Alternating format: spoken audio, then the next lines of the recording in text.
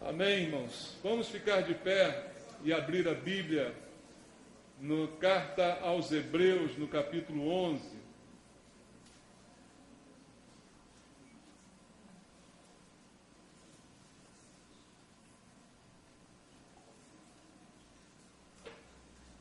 Carta aos Hebreus, capítulo 11.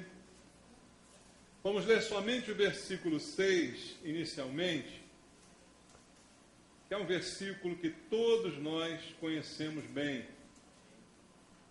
Hebreus, capítulo 11, o capítulo que fala da fé.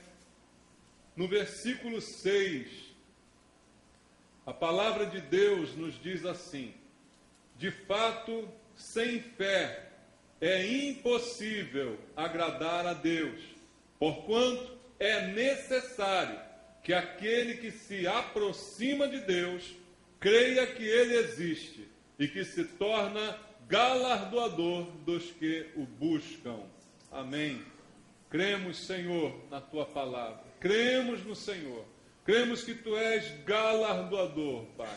E esta noite, cremos que o Senhor vai nos abençoar com a ministração da Tua palavra, que é tudo que precisamos para termos um alimento sólido nesse mundo que nos sustente em meio às lutas e dificuldades. Que a Tua palavra nos sirva essa noite de alimento, Pai. Ela é o verdadeiro alimento que sustenta a nossa vida, porque gera fé nos nossos corações, sem a qual não podemos Te agradar. Mas a fé gerada em nós pela Tua palavra há de agradar ao Teu coração. E por isso, Pai, queremos esta noite ouvir a Tua palavra, a verdadeira palavra que procede da Tua boca. Vem falar conosco, Pai.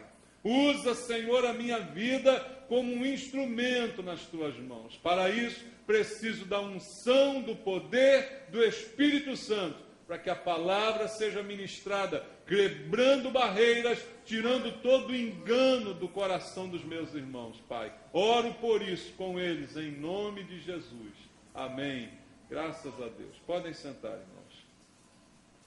Como eu disse, esse versículo é conhecido. Eu muitas vezes repito essa palavra aqui na igreja. Você deve estar até cansado de tanto me ouvir falar a respeito desse versículo. Sem fé é impossível agradar a Deus. Portanto, é necessário que aquele que se aproxima de Deus creia que Ele existe e que se torna galardoador, ou seja, abençoador daqueles que o buscam. Você crê em Deus, irmão? Você crê que Deus é abençoador, é galardoador? Eu creio nisso. Deus é abençoador. E se eu não crer nisso, se eu não tiver fé nisso, a Bíblia diz que de modo nenhum eu posso agradá-lo. Veja, não são os meus sacrifícios que agradam a Deus, porque às vezes as pessoas fazem sacrifício até sem fé. Fazem mais como uma troca, como uma experiência na expectativa de obter alguma coisa, mas sem a fé genuína no Senhor. E a Bíblia diz que a única coisa que agrada a Deus de verdade é o fato de crermos nele como Ele é. E quando eu me aproximo dele, a Bíblia diz, é necessário que aquele que dele se aproxima creia na sua existência e na sua natureza, que ele tem a natureza abençoadora, galardoadora de todos aqueles que chegam e se aproximam a ele e que o buscam de todo o coração. Isso é uma verdade da Bíblia Sagrada. Deus é abençoador. A questão é, irmãos, por que muitas vezes nós não somos abençoados, até crendo em Deus? Porque eu digo que Deus é abençoador e muitas pessoas que talvez frequentem a igreja, estejam buscando a Deus, até creiam que Ele existe, mas não são abençoadas. Irmãos, há muitos enganos nos cercando, que vão deturpar a nossa visão a respeito de Deus, que vão certamente nos tirar do foco, do caminho, que nos farão olhar para Deus não da maneira como Deus é, não para a sua essência, mas criando um Deus à nossa própria imagem, à nossa própria semelhança, e não ao contrário. Nós muitas vezes concebemos Deus de forma errada. Eu creio que é por isso que muitos não são de verdade abençoados. Porque o engano, ele de fato desvia o nosso coração. E quem é o autor de todo engano, irmãos? O autor de todo engano é Satanás. É o mentiroso, o pai da mentira, como diz a Bíblia, né? Mente desde o princípio e está aí para enganar. Está aí para contar uma história que nos convença, como ele fez lá no início com Eva, não é? Trazendo uma história, uma conversa, com alguma coerência, com algum fundamento, que nos leva a tomar uma atitude que certamente vai desagradar a Deus. Então, o engano faz com que a gente esqueça que Deus tem o controle e o poder sobre todas as coisas. O engano faz com que a gente desconsidere, como eu disse na quarta-feira passada, a doutrina fundamental da soberania de Deus. Eu preguei aqui quarta-feira sobre a soberania, que é uma doutrina fundamental, e muita gente esquece dessa soberania e passa a imaginar como se Deus tivesse perdido o controle das situações. E isso não é verdade. Mas Satanás está pronto a enganar e sempre vai usar a nossa vida no momento de fragilidade, no momento em que veio a dor, no momento que vem alguma incerteza ao coração. É nesse momento que ele vai sussurrar ao seu ouvido que as coisas não são bem assim, que Deus não é bem assim, como disse a Eva, eu repito. Então é assim que ele tem agido, para tentar fazer com que a gente desconfie que Deus, na verdade, não está tão assim no controle, que as coisas estão meio que fora de controle, irmãos. Então, eu preciso aprender a realmente confiar em Deus. Como diz esse versículo, sem essa fé, eu nunca vou agradá-lo. Eu preciso acreditar que Deus está no controle de todas as coisas. Como eu costumo também repetir, o versículo que diz: nenhum fio de cabelo na nossa cabeça cai sem que Deus tome conhecimento. Isso foi ensinado por Jesus, irmãos. Isso então traz para mim um conforto, mas eu preciso crer nessa palavra. Se eu não crer, ela é apenas mais uma palavra. Deus está no controle de todas as coisas. Então, eu preciso quebrar barreiras dentro de mim que tentam impedir que eu acredite plenamente no que diz a palavra de Deus.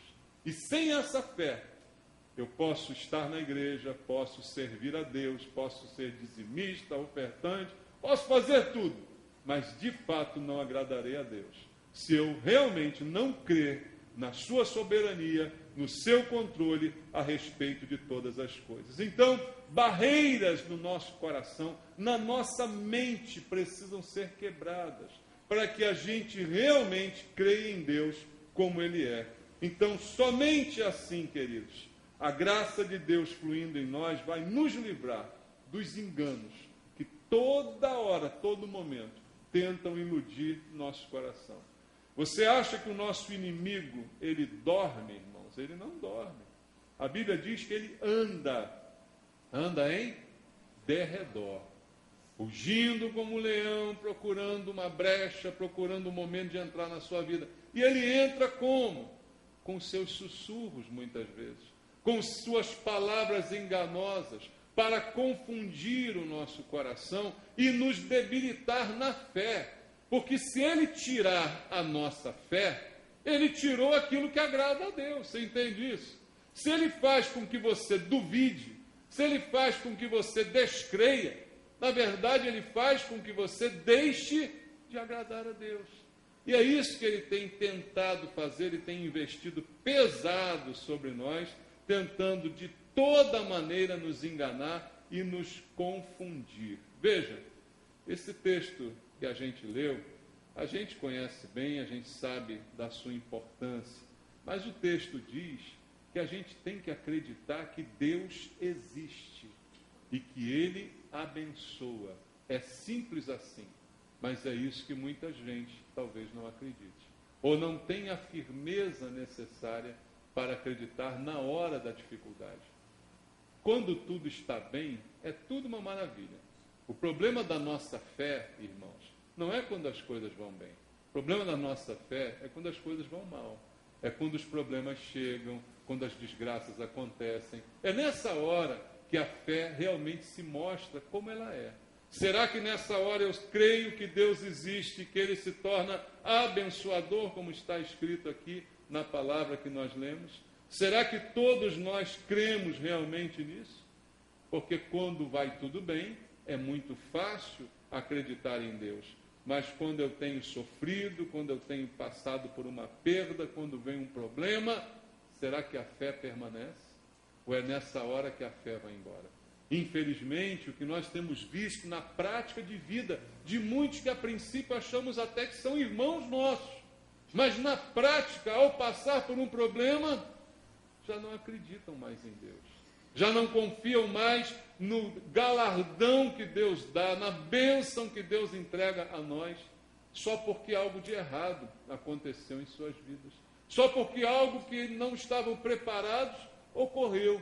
Então a pessoa simplesmente passa a desacreditar de Deus, não é?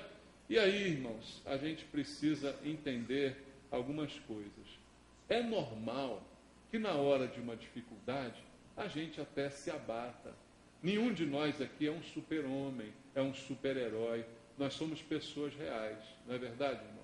Quando vem uma coisa, uma crise, uma notícia, é normal que você, por um momento, se abata. A própria Bíblia diz: o choro pode durar uma noite, mas a alegria vem pela manhã. É normal que eu passe por um abalo. Não é normal que eu viva abalado. Você entende isso? Também preguei aqui recentemente. Em tudo somos atribulados, porém não angustiados. Você entende isso? Somos até perplexos, ficamos perplexos, mas não ficamos desesperados, irmãos. Então é normal, diante de um problema, passar por um abalo, por um momento de crise. Até heróis bíblicos que a gente conhece passaram por momentos assim. Você vê Elias, o grande, que a gente sempre cita como exemplo nessa hora, o grande profeta, grande homem de Deus, usado pelo Senhor, no momento de crise teve medo, se escondeu, passou por um período de crise. Mas isso não pode durar na nossa vida, não pode prevalecer na nossa vida. Porque se isso prevalece, é a evidência de que isso, então, é um estado constante do nosso coração. De não crermos em Deus e não termos fé, e por isso não agradarmos a Deus. E é por isso, irmãos, que eu creio que muitos de nós perdem a oportunidade de ser abençoados por Deus. Porque Deus não abençoa, queridos, aquele que verdadeiramente não crê nele, não tem fé. Isso é um fato que você vê em toda a Bíblia. Sem fé é impossível agradá-lo. É necessário que aquele que se aproxima creia que ele existe e que ele se torna galardoador. É impossível alguém não crer em Deus e ser abençoado por Deus. Não é assim que funciona. Então eu preciso crer e crer dessa maneira. Mas o fato de nós sermos enganados muitas vezes é que impede a bênção de Deus de ser constante em nossa vida. Por isso eu queria ler contigo agora alguns textos no livro de Jó. Abra comigo a sua Bíblia. No livro de Jó, no capítulo 1, logo no início, nós vamos ler alguns versículos desse livro que vão nos ensinar algumas coisas fundamentais a respeito da nossa fé. O exemplo de Jó é um exemplo que mexe muito com o coração da gente, porque é uma história maravilhosa, mas que tem momentos dramáticos e que, às vezes, quando pensamos em nos colocar no lugar de Jó, a coisa fica complicada, né, irmãos? Mas é um grande exemplo, porque nesse livro há 4 enganos produzidos por Satanás, com os quais nós lidamos dia a dia.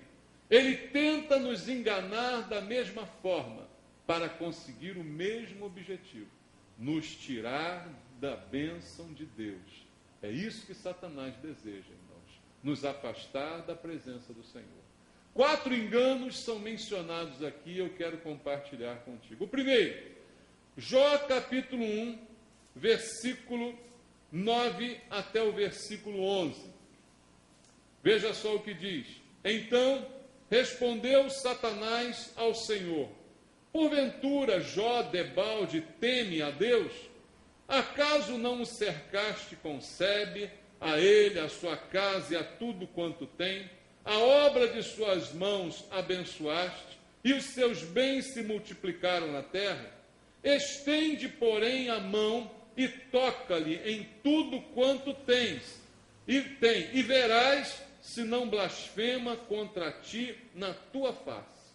O primeiro engano aqui é o engano do próprio diabo, mas é um engano com o qual ele tenta também nos enganar, irmãos.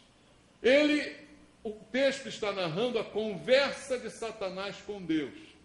Ele vem de rodear a terra, chega diante do Senhor e diz que observou também Jó. E como Deus nota Jó e coloca Jó como um homem de bem, de fé, de quem nada se podia dizer, Satanás desconfia da fidelidade de Jó. E então ele diz essas palavras que nós lemos aqui. Qual o engano de Satanás? Satanás acreditava que Jó só servia a Deus por interesse. Esse é um engano muito comum, que muitas vezes também vai abalar o coração de muitos de nós. Ele nunca acreditou na possibilidade de alguém servir a Deus por amor. Satanás nunca acredita nisso, irmãos. Mas eu creio que ele está redondamente enganado. Embora muitas pessoas, talvez a maioria, confirmem a tese de Satanás. Mas não é porque uma coisa acontece muitas vezes que ela se torna verdadeira. Concorda comigo, irmão? A coisa pode acontecer muitas vezes, mas isso não vai dar verdade a ela. Mas para Satanás é impossível alguém servir a Deus sem interesse. É impossível alguém servir a Deus somente por amor. E às vezes eu acho que para muitas pessoas Satanás está certo, irmãos. Porque isso se revela na vida de muitas pessoas. Eu sirvo a Deus enquanto está tudo bem na minha vida. Quando não está, já não sirvo mais. Foi essa aposta, entre aspas, né, que Satanás fez com Deus aqui. Porque para ele, sempre que alguém se aproxima de Deus, há um interesse oculto por trás dessa aproximação. A pessoa não vai a Deus porque ama a Deus, porque o reconhece como Senhor. A pessoa vai a Deus porque ela precisa de alguma coisa de Deus. Irmãos, isso agora é para a gente pensar. Será que nós somos a comprovação da tese de Satanás? Será que você hoje está aqui na igreja para comprovar a tese de Satanás? Você veio aqui somente porque está esperando alguma coisa de Deus? Porque senão você estaria no cinema ou em lugar pior. Muitas pessoas têm sido a confirmação da tese de Satanás. E exatamente o que ele disse para Deus tem se cumprido na vida de muita gente. Irmãos, na macumba, as pessoas fazem trabalhos para satisfazer os seus desejos. Alguém aqui foi macumbeiro? Foi? Quem foi macumbeiro? Levanta a mão, tenha coragem. Você já fez trabalho? Botou na encruzilhada um despacho, uma galinha, aquela farofa amarela, aquela coisa toda. Fez isso já? Aí botou as rodas, jogou a cachaça, pingou a champanhe. Né? Para que alguém faz aquilo? Alguém faz aquilo porque quer daquilo alguma coisa. É ou não é? Eu faço um trabalho e todo trabalho requer uma recompensa. O princípio até bíblico, a Bíblia diz que todo trabalhador é digno do seu salário. Veja só. É até um princípio bíblico que está por trás do raciocínio maligno de Satanás, né, irmãos? Então, as pessoas fazem trabalhos para satisfazer os seus desejos, né? E sempre cobram alguma coisa do trabalho que estão realizando. A pessoa faz aquele trabalho, ela quer ver o resultado daquilo. Será que é esse o mesmo relacionamento que nós temos com Deus? Será que só mudou a casa, ao invés de ser um centro de macumba, é uma igreja? Mas o relacionamento e a motivação é a mesma? Pensa nisso. Porque isso é um engano. Isso é um engano maligno. Isso é um engano de Satanás. Eu ter com Deus um pseudo-relacionamento, mas seria o mesmo que eu teria, por acaso, com o diabo, ao estar num centro de macumba fazendo um trabalho para obter alguma coisa. Há pessoas que têm esse mesmo relacionamento com Deus, estão na igreja fazendo um trabalho para obter alguma coisa. Não é cachaça, nem galinha preta, mas é um dízimo, é uma oferta, é um trabalho voluntário, é alguma coisa, mas com um objetivo único de obter de Deus a realização de um desejo. Porque esse é o grande objetivo de quem procura um centro de macumba. Então, irmãos, o diabo pensa que nós estamos aqui por obrigação. Ele pensa isso. E o pior é que muitos de nós estamos engrossando a tese de Satanás. Porque o que ele diz aqui, eu vou ler de novo. Então respondeu Satanás ao Senhor: porventura Jó, debalde, teme a Deus? Acaso não o cercaste com sebe, a ele, a sua casa e tudo quanto tem? Ou seja, não protegeu ele? A obra de suas mãos abençoaste, os seus bens se multiplicaram. Tudo isso Deus fez por ele. Aí ele diz: estende a mão e toca em tudo que ele tem, e você verá se ele não vai blasfemar contra ti na tua cara. É o que Satanás disse para Deus. Por quê? Para ele, alguém só serve a Deus enquanto está sendo abençoado por Deus. Que tese, né, de Satanás? Satanás é tudo menos idiota, irmãos.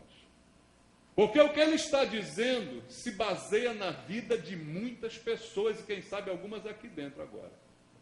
É o que ele está dizendo. É a realidade que ele está afirmando. É mentira, é engano, mas se torna verdade na vida de muitas pessoas.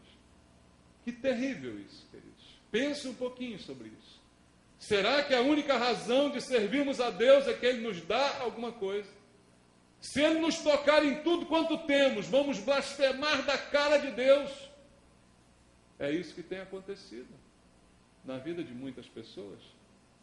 Satanás pensa isso sobre todos, e em quase todos ele acerta. Por isso que Deus disse: muitos são chamados, poucos escolhidos. A minoria será salva. Por causa disso, Deus conhece o coração de cada um.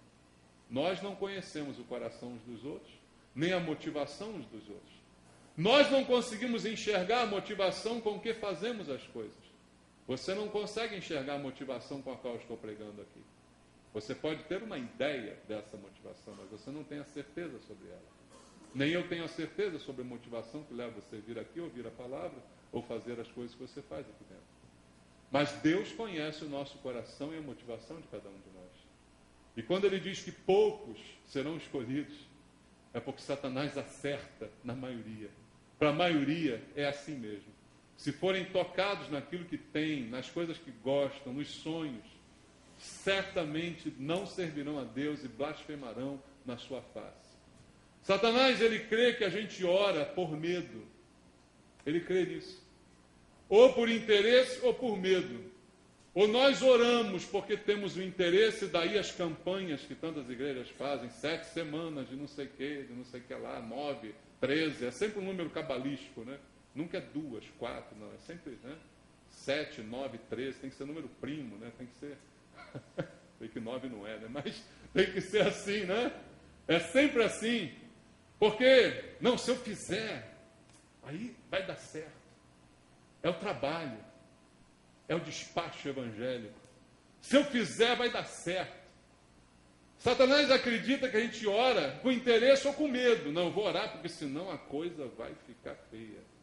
Se eu não orar, amanhã Deus vai passar a rasteira em mim, eu vou tropeçar, vou cair com a cara no chão. Se eu não orar antes de pegar o ônibus, o bandido entra no ônibus.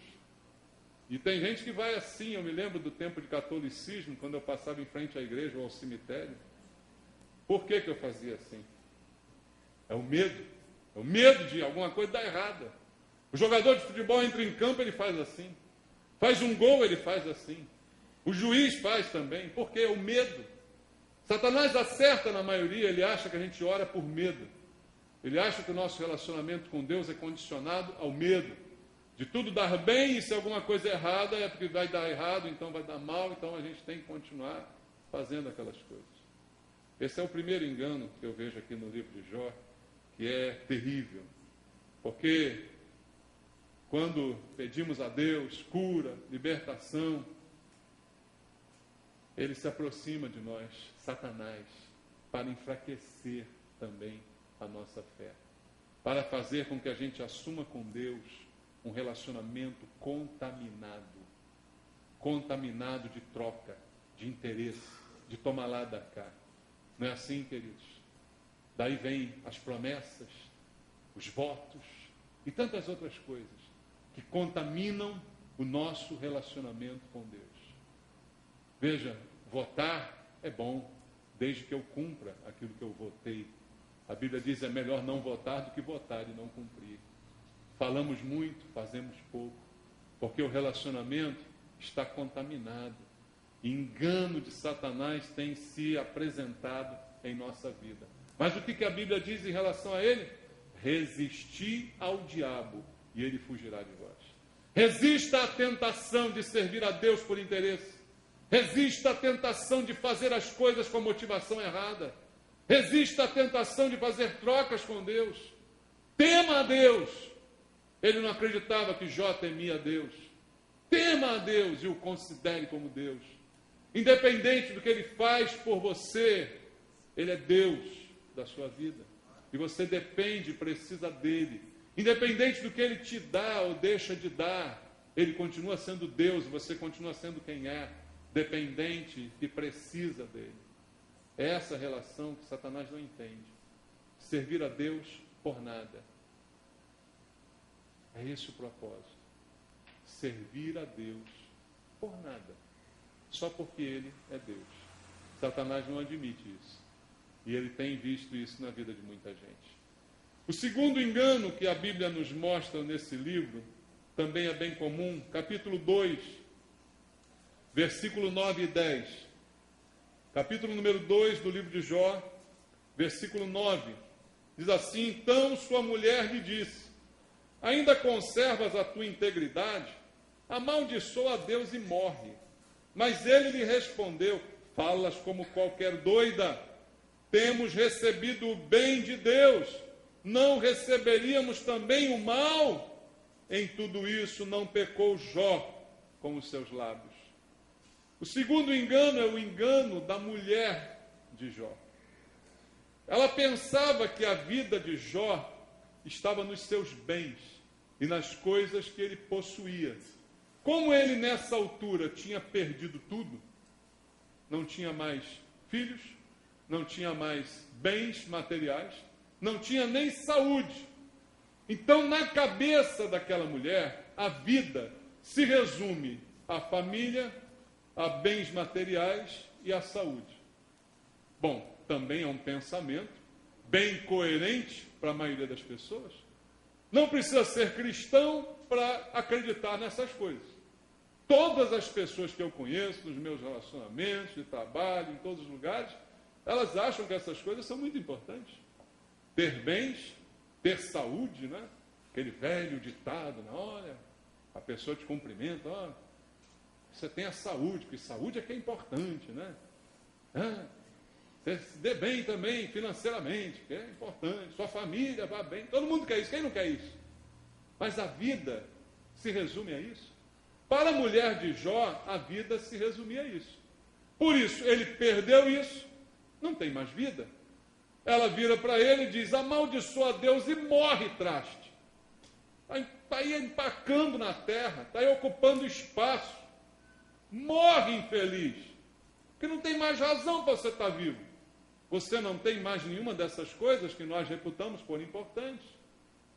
Então ela comete o segundo engano que eu quero compartilhar contigo, que é o engano de achar que a vida se resume a estas coisas, que são importantes. Eu não estou dizendo que elas não são importantes, só que eu estou afirmando que a vida não se resume a essas coisas.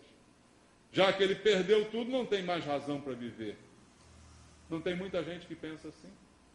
Talvez não tenha muita gente na igreja que pensa assim? Já que tudo foi perdido, qual a razão para viver? Não tem muitos que cometem suicídio por causa disso? Já que tudo foi perdido, qual a razão para viver? Porque a vida se resume a isso? Muita gente ainda pensa assim.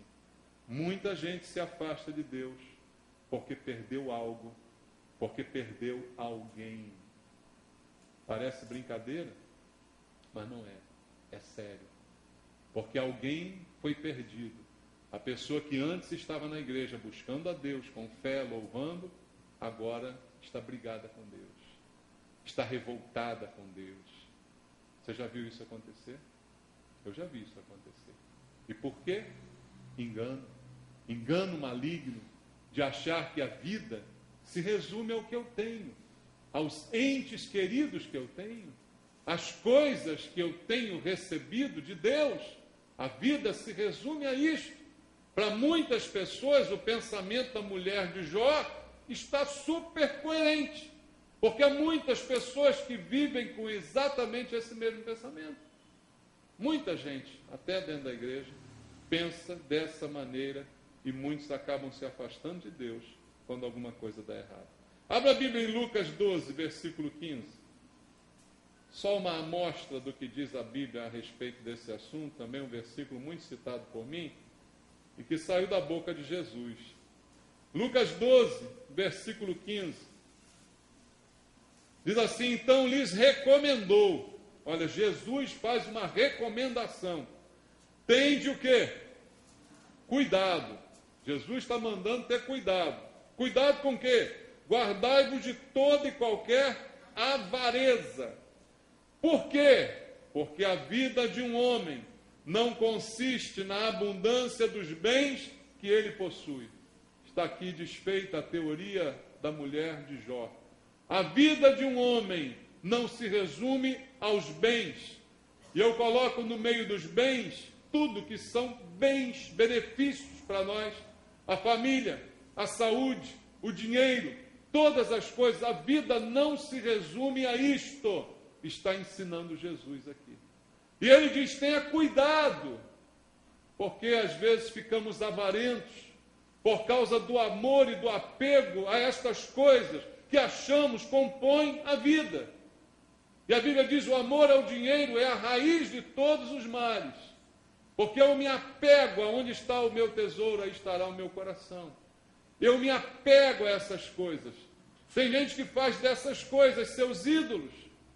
A pessoa diz que serve a Deus, mas o seu ídolo é a sua mulher, é o seu marido, é o seu filho. Se perdeu o filho, perdeu tudo. Se perdeu um ente querido, perdeu tudo. Se perder sua posição social, perdeu tudo. O ídolo é você mesmo. Se perder sua saúde, perdeu tudo. A vida de um homem não consiste da abundância dos bens que ele possui, ensinou Jesus. Veja, para nós é exatamente o contrário. Leia o que está escrito em Filipenses 1, 21, carta de Paulo aos Filipenses, capítulo 1, versículo 21. Paulo entendia isso e por isso ele diz assim: porquanto para mim o viver é o quê? Cristo, e o morrer é lucro. A mulher de Jó estava até achando que morrer é lucro, para o Jó, né? Mas Jó morre logo, desgraçado. Morre que para você é lucro, Jó. Mas Paulo não está dizendo nesse sentido. Morrer é lucro, porque o viver é Cristo. A vida de um homem não consiste da abundância dos bens. A vida de um homem consiste de Cristo viver no seu coração. É isso o tesouro que nós temos. A Bíblia diz que Ele é o nosso maior tesouro. Tesouro é o Senhor para nós. Então, irmãos, desgraça não é perder alguém. Desgraça não é perder um dinheiro, nem perder a saúde. Desgraça é não ter Cristo. Porque quem não tem Cristo está desgraçadamente condenado ao inferno para toda a eternidade. Essa é a maior desgraça que qualquer um pode viver na sua vida. O terceiro engano, volta ao livro de Jó, capítulo 11. Engraçado que esses enganos aqui são todos sutis. Porque a princípio as afirmações são coerentes. São sutis demais. Jó capítulo 11, versículo 13 em diante. Palavra de Zofar, amigo de Jó. Diz assim, a partir do verso 13: se dispuseres o coração e estenderes as mãos para Deus, se lançares para longe a iniquidade da tua mão, e não permitires habitar na tua tenda a injustiça, então levantarás o rosto sem mácula, estarás seguro e não temerás, pois te esquecerás dos teus sofrimentos, e deles só terás lembrança como de águas que passaram. A tua vida será mais clara que o meio-dia, ainda que lhe haja trevas, serão como amanhã, sentir-te-ás seguro, porque haverá esperança, olharás em derredor e dormirás tranquilo, deitar-te-ás e ninguém te espantará, e muitos procurarão obter o teu favor, mas os olhos dos perversos desfalecerão, o seu refúgio perecerá, sua esperança será o render do espírito. Quem disse isso foi Zofar, um dos amigos de Jó. Irmãos, o erro e o engano aqui dos amigos de Jó precisa ser entendido. Por quê? Eles pensaram, olhando para a situação de Jó, que o problema de Jó era por causa do pecado de Jó. Essa é a explicação mais fácil que nós temos para dar. Tem gente que cisma que tem que dar uma explicação, já viu isso? A pessoa tem que ter explicação para tudo. Ela não consegue admitir que tem uma coisa que ela não sabe explicar. Então, ao olhar para uma pessoa com um problema de Jó, que perdeu os filhos, que perdeu todo o dinheiro e perdeu toda a saúde, ao olhar para Jó, eram seus amigos, tá? Disseram assim: só pode estar em pecado, Jó. Tu é um desgraçado de um azarento, tu está em pecado. Tudo isso aconteceu contigo porque você pisou na bola, alguma besteira você fez, Jó. Você só não está lembrando, mas você fez alguma bobagem, Jó. Então esse é o pensamento de que todo sofrimento é por causa do pecado e o pecado está por trás de tudo isso. Veja, as palavras de Zofar aqui, enquanto a gente lia, a princípio são bastante coerentes. Eu posso dizer que, tiradas desse contexto, o que Zofar diz aqui é verdade. Combina com a palavra de Deus, irmãos. O que ele afirma aqui a partir do versículo 3, se você dispuser o coração, estender as mãos para Deus, se lançar para longe a iniquidade, se não permitir que habite na sua casa a injustiça, então você vai levantar o rosto sem mácula, vai estar seguro, não vai temer. Isso não é verdade? Se você andar em santidade, você não vai ter essa alegria de andar de cabeça para cima, sem medo de nada. Tudo isso é verdade que ele está dizendo aqui, irmão.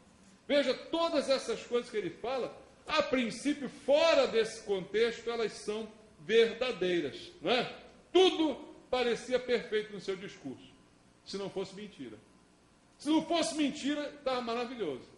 Mas no caso de Jó, era mentira. Fora desse contexto, pode até ser verdade, mas no contexto de Jó era mentira. Zofar estava redondamente enganado ao pensar que os problemas de Jó eram decorrentes do seu pecado. Veja, os malucos da teologia da prosperidade também usam esse mesmo raciocínio para afirmar que se você for fiel e não errar nunca, Deus jamais vai permitir que alguma coisa errada aconteça contigo. E o problema desse câncer chamado teologia da prosperidade, que se espalha nas igrejas, é que leva muitas pessoas a uma tremenda decepção. Porque quando vêm os problemas, a pessoa começa a se culpar. Os coitados dos fiéis dessas igrejas começam a se culpar quando passam por uma dificuldade. Aí começam a esconder do outro, do pastor, do discipulador, que está com problema. Porque senão vai ouvir acusação. Você deve estar em pecado. Vai orar para Deus revelar onde está o teu pecado. Por que isso está acontecendo contigo? Não é normal, não. É o mesmo raciocínio, irmãos, de Zofar. Seria perfeito se não fosse errado. E é errado. É um engano. É um engano maligno pensar dessa maneira. Ele pensava que o problema de Jó era um castigo do céu. A gente explica facilmente tudo o que acontecer de errado com essa frase. Ah, isso é castigo do céu. Ah, meu irmão, você está passando por isso, é castigo do céu. Veja, não temos a certeza para afirmar isso. Muitas vezes, ou em algumas vezes, o problema de uma pessoa pode ser consequência do seu pecado. Porque o pecado não traz consequência, irmão. O que o homem semear, ele não vai ceifar, isso não é um princípio bíblico. Agora, daí a dizer que todo e qualquer problema é consequência disso, está errado. A gente não sabe todas as coisas, a gente não conhece a abrangência de todas as coisas. No caso de Jó, por exemplo, o próprio Deus dá testemunho de Jó. Quando Deus está falando com Satanás, ele diz: você viu meu servo Jó? Não há homem justo como ele sobre a face da terra. Quem disse isso dele? Deus. Ora, se Deus disse que não havia ninguém melhor que Jó, então como é que essa história aconteceu com Jó por causa do pecado de Jó? Foi nada por causa do pecado de Jó. Então Zofar estava completamente, redondamente enganado, irmãos. Mas veja como esse engano está na vida de muita gente. E aí vem as revoltas contra Deus. Por isso eu disse no início, sem fé é impossível agradar a Deus. Porque a pessoa não tem fé em Deus, ela tem fé nas coisas. E quando as coisas não acontecem, ela põe a culpa em Deus. E ela tem um raciocínio exatamente com esse, tudo é castigo, né? Ah, se eu estou passando por isso é castigo, Deus não olha para mim, Deus me abandonou, isso e aquilo, e lá vai a pessoa assim. Veja, irmãos, Deus, Ele não deseja o mal para os seus filhos. Você crê nisso? Ele diz, eu é que sei que pensamentos tenho a vosso respeito. Deus é que sabe o que Ele pensa a respeito de nós, irmãos. Então não vamos partir para essas conclusões precipitadas, qualificando todas as coisas dessa maneira. Aos filhos, Deus ama. E quem é filho de Deus? Todos aqueles que receberam Jesus como Senhor e Salvador são filhos de Deus. João capítulo 1, versículo 12. Recebeu a Cristo, se tornou um filho de Deus. A um filho, Deus ama. Ele não deseja o mal de um filho, embora ele corrija um filho. Às vezes, quando acontece um problema com a gente, em vez de ficar pensando que Deus abandonou, que isso é aquilo, que é pecado, que é o diabo, que é isso, aquilo outro, às vezes pode ser uma disciplina de Deus para a nossa vida. Às vezes pode ser uma correção de rumo que Deus quer nos dar. As respostas são muito simplistas que nós costumamos dar, e na maioria das vezes erradas, porque não temos uma avaliação correta da situação, irmãos. Somos precipitados ao julgar as situações. E a nós mesmos somos precipitados. Veja, Deus não quer o mal dos seus filhos. Você é filho de Deus. Você tem que saber que Deus te ama. Mas por amor a você, foi que Ele deu Jesus. Por amor a você, Ele te salvou. Por amor, Ele resgatou você das trevas, trouxe você para a luz. Mas por amor, Ele também te dá umas bolachas. Você entende isso? Sim ou não? Hebreus capítulo 12.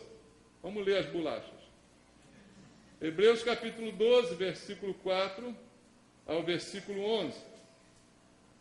Está escrito, ora, na vossa luta contra o pecado, a nossa luta é contra o pecado, é contra principados e potestades, não é contra as pessoas. Na nossa luta contra o pecado, na vossa luta, vocês ainda não resistiram até o sangue. E vocês estão esquecendo da exortação que, como a filhos, descorre convosco.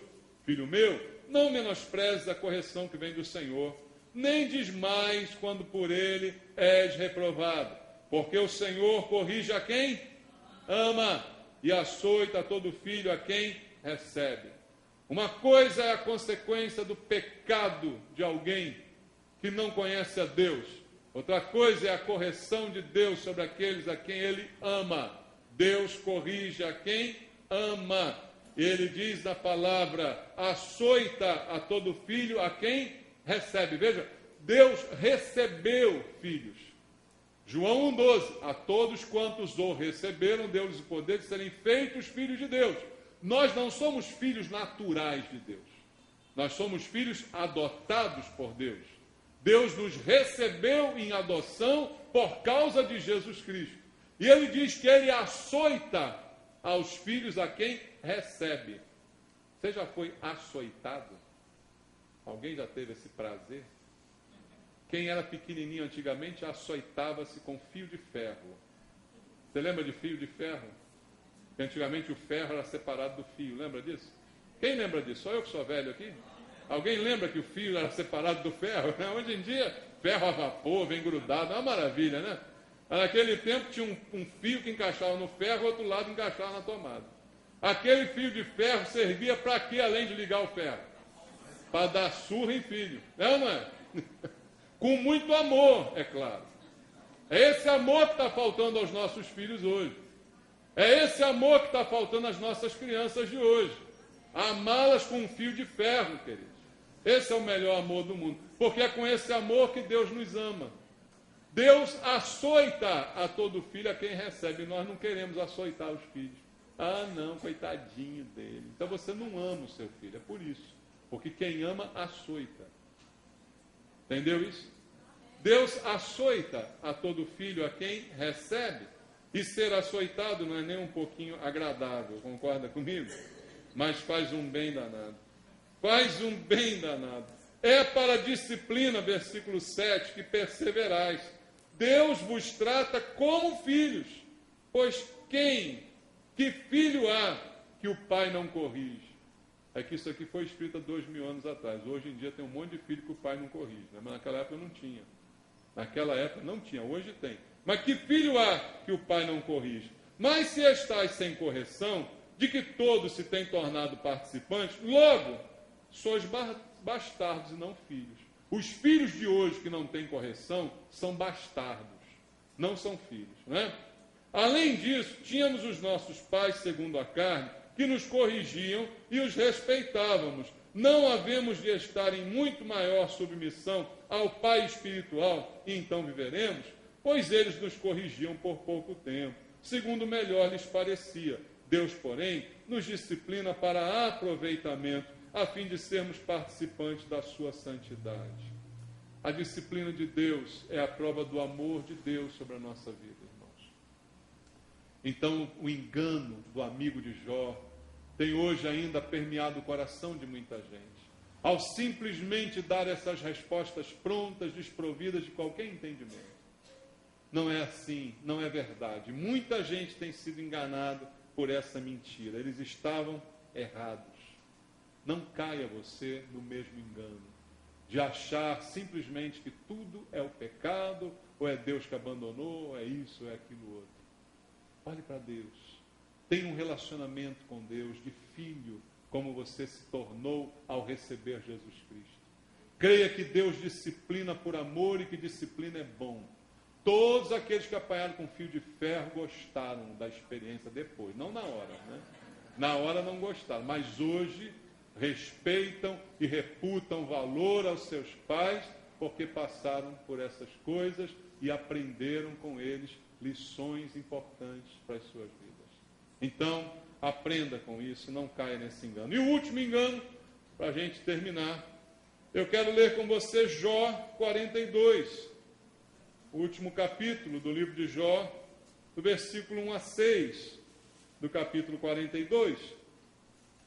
Diz assim: então respondeu Jó ao Senhor: bem sei que tudo podes, e nenhum dos teus planos pode ser frustrado. Quem é aquele, como disseste, que sem conhecimento encobre o conselho?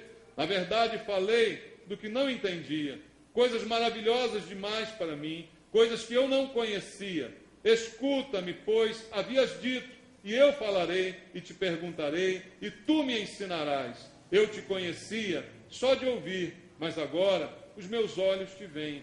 Por isso me abomino e me arrependo no pó e na cinza. O último engano é o engano do próprio Jó. Um homem santo, como a Bíblia diz, justo, como nenhum outro sobre a terra, mas também estava sendo atacado por um engano, que muitos de nós também podem experimentar. Apesar de ser bom e íntegro, ele não conhecia plenamente a bondade de Deus, nem o coração de Deus. Apesar de ser íntegro e justo, ele não tinha um conhecimento completo do Senhor.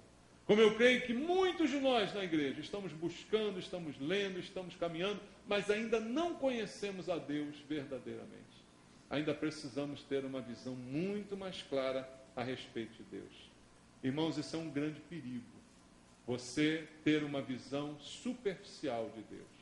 Jó confessa ao final de toda a sua experiência, ele confessa para o Senhor: Senhor, eu te conhecia só de ouvir falar. Mas agora os meus olhos te veem. Toda essa experiência, tudo isso que eu passei, todas essas coisas que eu ouvi, todas as coisas que vivi, me trouxeram agora um conhecimento mais profundo, que eu antes, confesso, não tinha, ou só de ouvir falar. Mas agora eu vejo com os meus próprios olhos. Agora eu tenho uma noção precisa e exata de quem é Deus. Queridos, talvez esse seja o perigo e problema de muitos de nós. Conhecemos a Deus de ouvir falar. Conhecemos a Deus porque alguém pregou para nós, a gente vem para a igreja, a gente frequenta a escola bíblica, a gente ouve as pregações, e toda vez o pastor fala de Deus, o professor fala de Deus, os irmãos falam de Deus, e o que eu conheço de Deus é o que eu ouço falar de Deus. Isso é um perigo também, irmãos. Se a nossa vida e a nossa experiência com Deus se resume apenas o que a gente ouve. Veja, ouvir é muito importante, a Bíblia diz, a fé vem pelo ouvir. É verdade isso. Isso é verdadeiro. Mas tão importante é ter o entendimento daquilo que eu estou ouvindo. Não apenas ouvir como uma informação, mas conhecê-lo de verdade. Por isso a Bíblia diz, conheçamos e prossigamos em conhecer ao Senhor. E esse conhecimento que prossegue em conhecer, não é o apenas teórico de um seminário, de um curso de teologia, de uma pregação. É um conhecimento de vida, de experiência, que nós precisamos ter com Deus, irmãos.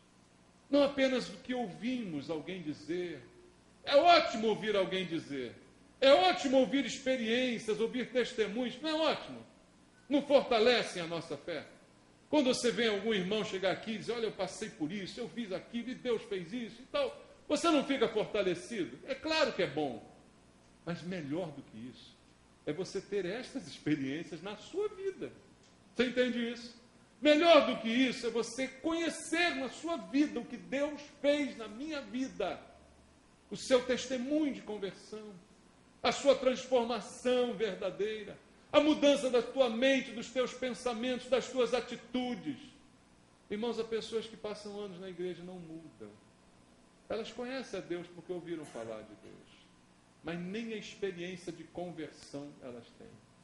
Muitos chamados, poucos escolhidos, poucos conversos de verdade, porque falta o conhecimento.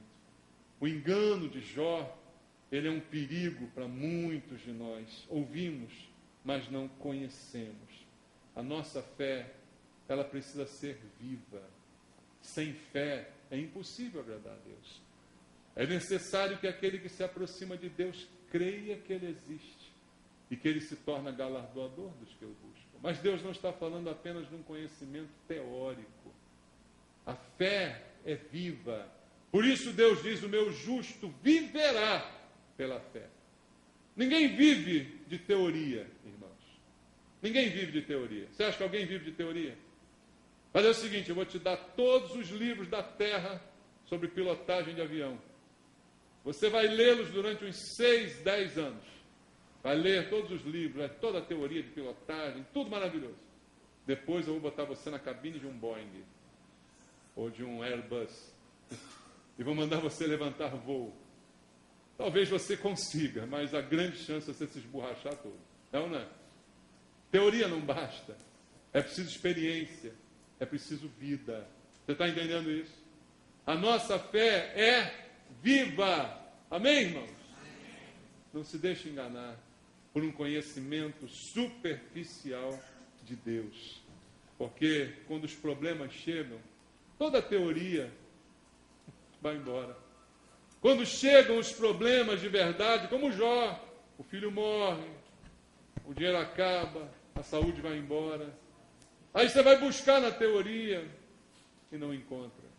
O que vale é a experiência nessa hora.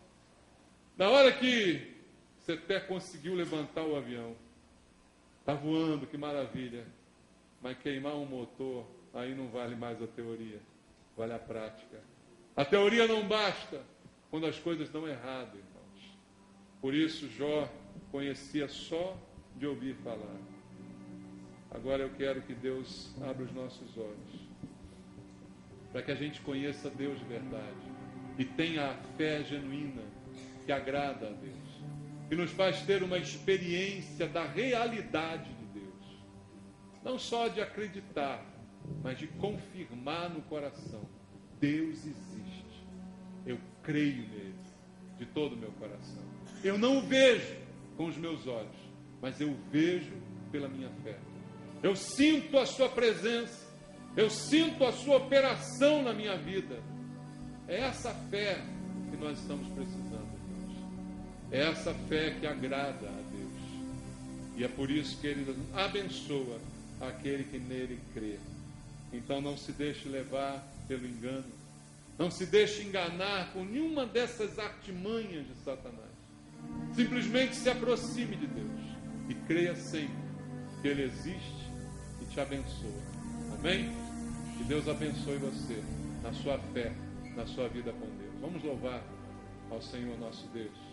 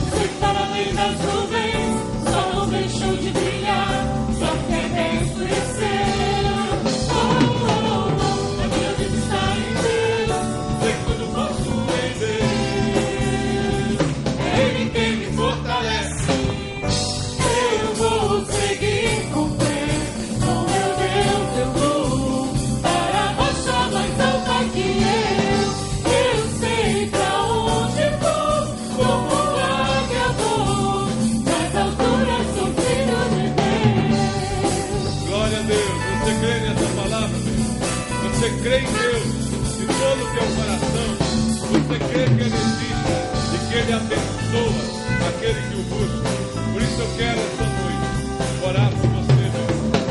Por você que está passando por uma luta, por uma dificuldade e tem tentado abalar a sua fé. Eu não posso admitir que essa fé seja abalada. Se é você que tem passado por essa experiência, eu quero orar por você. Saia do seu lugar, venha aqui à frente orar, num ato de fé, num ato de confiança em Deus, para dizer para o Senhor esta noite: nada vai abalar a minha confiança no Senhor. Nenhuma luta, nenhum problema, nenhum engano chegará ao meu coração para abalar a minha fé em Deus, para abalar aquilo que eu creio no Senhor. Eu não quero apenas ouvir falar, mas eu quero ter uma experiência com Deus. Fala com Deus essa noite. Coloca diante do Senhor a tua vida. Coloca diante do Senhor o teu coração. E afirma a tua fé em Deus. Creia em Deus, porque sem fé é impossível agradar a Deus. Creia que mesmo no meio das lutas e dos problemas, o sol não deixou de brilhar. O Senhor é maior. O Senhor está acima de todas as coisas. Ele é soberano sobre a nossa vida. Que você creia de todo o teu coração. Que você descanse no Senhor. Que você viva pela fé. A fé no Senhor Jesus. Que ela seja maior do que qualquer um dos seus problemas. E que você não desanime nem um minuto. E que nenhum engano chegue ao teu coração. Lembra dos enganos que você ouviu nessa palavra. Que nenhum deles possa reinar na sua vida. Que você seja livre de todo engano. Em nome de Jesus. Pai, abençoa os meus irmãos aqui, Pai. Abençoa e estende sobre eles a tua mão, Senhor. Sustenta cada um deles, Pai, com a porção de fé que vem do Senhor, para firmarem as suas vidas no Senhor, para suportarem as adversidades e para continuarem firmes na tua presença, Pai. Sustenta cada um dos teus filhos aqui. É o que eu te peço, meu Deus, orando com eles e por eles, em nome de Jesus. Em nome de Jesus. Deus abençoe você, meu irmão. Crê em Deus. Vamos louvar ao Senhor com alegria. O meu Deus é maior que os meus problemas. Deus é maior que meus problemas. É maior. Eu não temerei. Com Jesus eu vou além. Ainda que a figueira não floresça, se não haja frutos na videira, eu não temerei, não. Eu sei para além das nuvens, o sol não deixou de brilhar, só que até escureceu. A minha vida está em Deus, eu sei que tudo posso em Deus. É Ele quem me fortalece. Eu vou seguir com fé, com meu Deus eu vou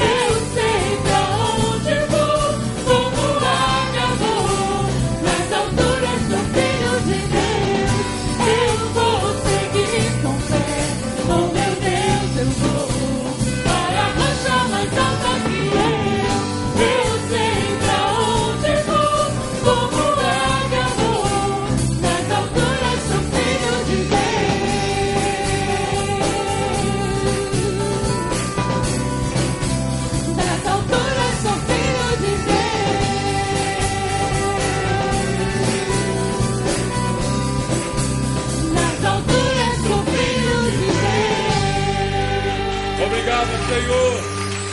Obrigado, Jesus. Glória a Deus pelo cuidado de Deus com a sua vida. Creia nele, confie nele. Ele é maior que os seus problemas. Nunca deixe seus problemas serem maiores que Deus. Eu acho interessante nesse louvor, quando diz que, além das nuvens, o sol não deixou de brilhar. Toda vez que eu viajo de avião, eu lembro desse hino. E às vezes, quando o avião passa as nuvens, né, e está aquele céu negro, aí ele fica acima das nuvens, aí você vê lá embaixo o sol brilhando e aquele tapete de algodão embaixo. Ele diz, é verdade, né? Ela deve ter composto isso quando ele viajou, deve ser isso. Né? Porque a nuvem está preta, mas quando o avião cruza, ele dá umas balançadas, né? Mas quando passa do outro lado, tá aquele mar de algodão e aquele solzão brilhando lá. Deus é maior do que qualquer um, queridos, qualquer problema. E a Bíblia diz, ele é o sol da justiça que brilha sobre a nossa vida e nunca deixará de brilhar. Você crê nisso? Guarde então no teu coração a palavra de Deus.